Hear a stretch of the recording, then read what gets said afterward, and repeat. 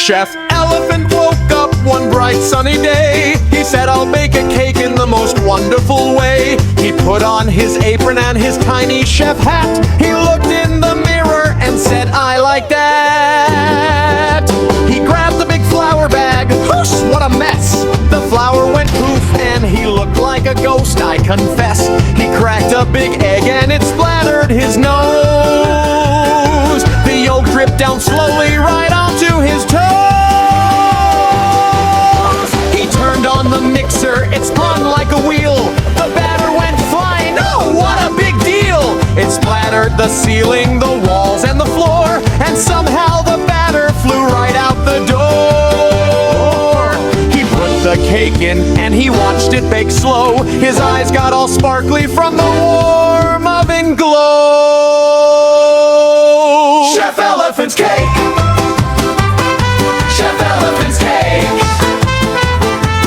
The most beautiful cake in the whole of the land. Chef Elephant's cake. Chef Elephant's cake.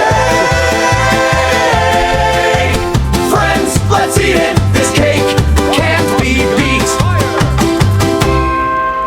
He pulled out the cake and it looked tall and grand. The most beautiful cake in the whole of the land. He grabbed the frosting gun, squeeze, and then, oh no! He felt a big tickle right up in his nose.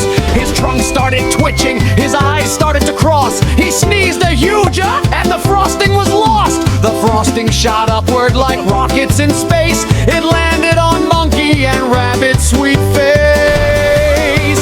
On Hippo and Giraffe and Little Blue Jay, they all got so frosted, what a glorious day. They all started laughing and rolling around with frosting and sprinkles all over the ground. Chef Elephant held up his cake, small but sweet, and said, friends, let's eat it, this cake can't be beat. They sang and they danced and they ate every bite. Chef Elephant's cake was the best of the night.